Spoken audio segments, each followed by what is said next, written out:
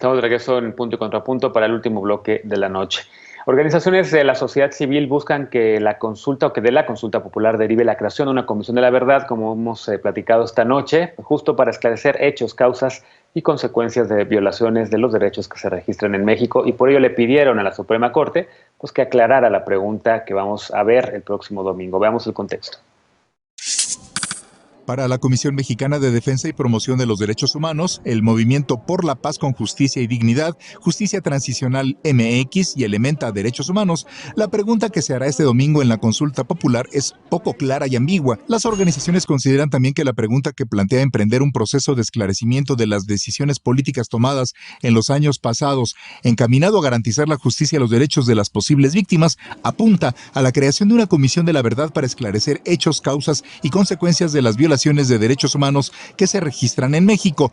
Para estas organizaciones, enjuiciar a expresidentes es un enfoque mediático incorrecto e impreciso, y con el hashtag que la Corte aclare, han promovido hacer de las víctimas el centro del debate para garantizar su derecho a la verdad, la justicia y la reparación del daño. También solicitaron al máximo tribunal que esclarezca los efectos y alcances de este ejercicio democrático. Por ejemplo, ¿qué periodo abarca? Pues aunque la solicitud presentada por el presidente López Obrador contemplaba de 1988 a 2018, la pregunta avalada por la Suprema Corte no establece temporalidad. También pidieron conocer qué significa para el máximo tribunal un proceso de esclarecimiento histórico. Apuntan que responder esto dará mayor certeza a las expectativas de las víctimas y de la sociedad respecto a la consulta popular. Debido a que la presidencia de la Suprema Corte no dio trámite a la solicitud, las organizaciones presentaron un recurso de reclamación ante el Pleno, pero este viernes no había resuelto si procede o no la aclaración. Punto y contrapunto. Bueno, ahí está el último tema de la noche, que básicamente se conecta con los que hemos estado discutiendo a lo largo del programa. Jorge, empiezo otra vez contigo porque tu organización en la que tú estás, Justicia Transicional en México, es de las impulsoras, junto con Elementa y las otras que se mencionaban en la cápsula, de que la Corte aclarara. La Corte no le respondió, pero como le decía Sergio en el bloque anterior, el ministro Saldívar pues medio sí dijo algo en una entrevista en El País. Evidentemente el ministro Saldívar es el presidente de la Suprema Corte, no dio su opinión, digamos, en una entrevista, y no fue una opinión oficial como tal de la Suprema Corte. ¿Qué te deja, digamos, este ejercicio de haberle pedido a la Corte que aclarara el sentido de la pregunta y que los hayan ignorado tal cual? Yo justamente para entrar a ese tema quisiera partir de lo que mencionaban Adri y Calicho respectivamente, ¿no?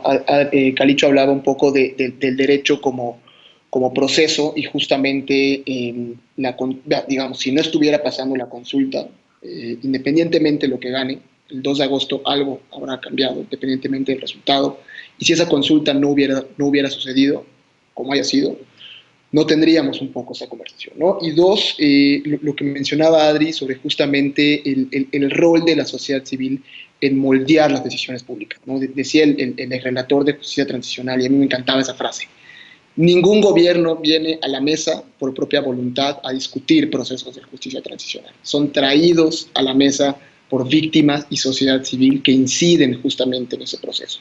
Y fue un poco el ejercicio que tratamos de hacer, porque si lo ves desde un punto de vista, a mí me da mucha risa, quedamos mal con todos, ¿no? Unos nos decían, ¿cómo que no le entienden a la pregunta? Ahora le quieren decir que no les han dicho los cómo, ¿no? ¿Cómo no los ven? Y otros nos decían, es que están validando lo que dijo la Corte, no se presten a ese ejercicio. Y otros nos decían, es que están validando la consulta popular. Pero un poco la apuesta justamente era esa, que la ciudadanía entre a la mesa de discusión y deje de ser una discusión simplemente entre la Corte, el INE y el gobierno.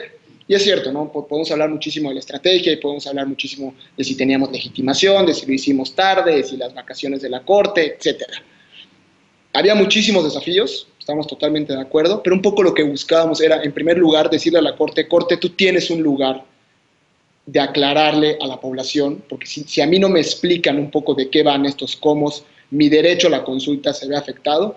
Y dos, generar un precedente para que en futuros ejercicios de consulta popular, la Corte sea mucho más precisa, justamente por lo que está en juego, y B, la ciudadanía pueda tocar a las puertas de la Corte y decir, Corte, tengo un derecho a que me expliques, ¿no? Eso me deja un poco el ejercicio. Yo sigo insistiendo que más allá del 1 de agosto, la Corte está obligada a resolver, hay argumentos jurídicos para ellos, pero también hay argumentos creativos y justamente un poco es eso. El derecho como proceso, como bien decía Calicho, nos exige ser creativos un poco y dejar de pensar en una relación puramente vertical entre gobernados y gobierno.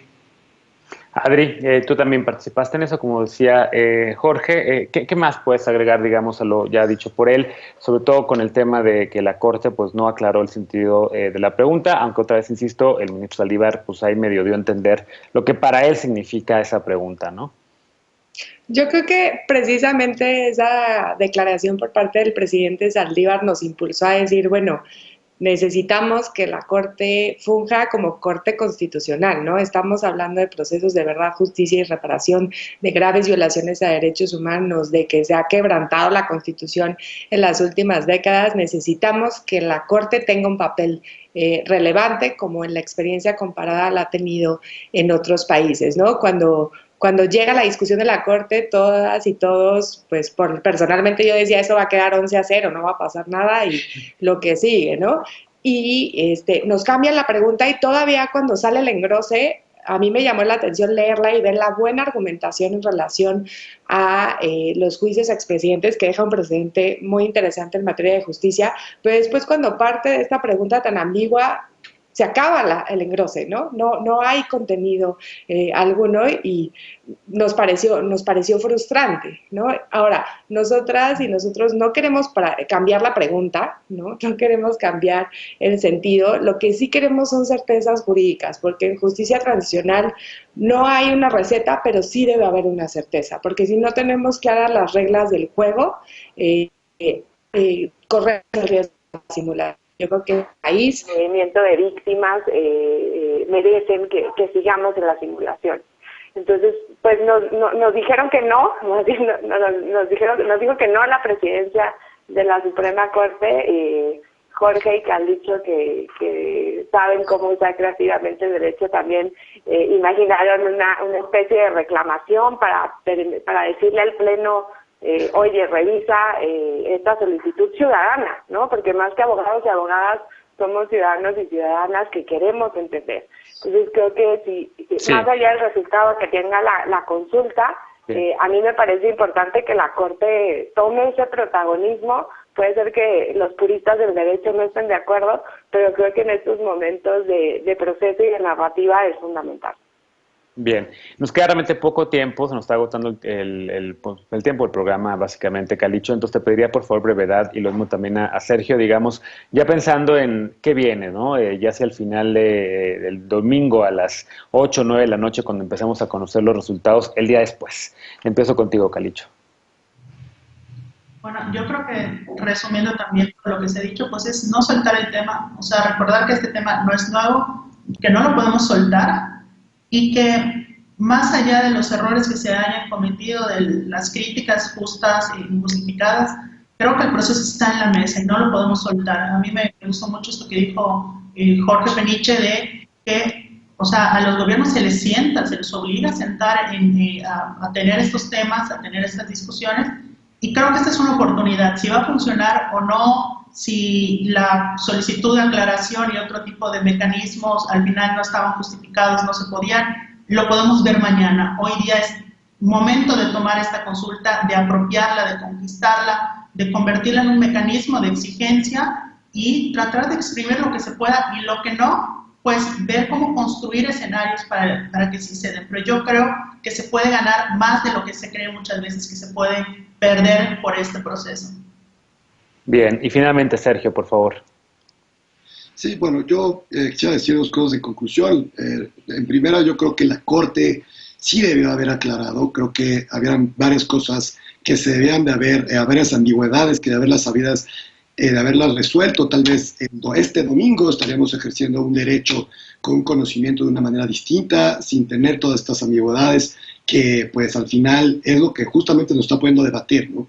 Creo que por ahí, al haber ellos sido también quienes validaron y cambiaron la pregunta, tenían en cierta forma una obligación. Creo que el ejercicio se hizo un poco tarde, sin embargo, creo que aunque se ha hecho en este momento, tienen la obligación de responderla a posteriori, ¿no?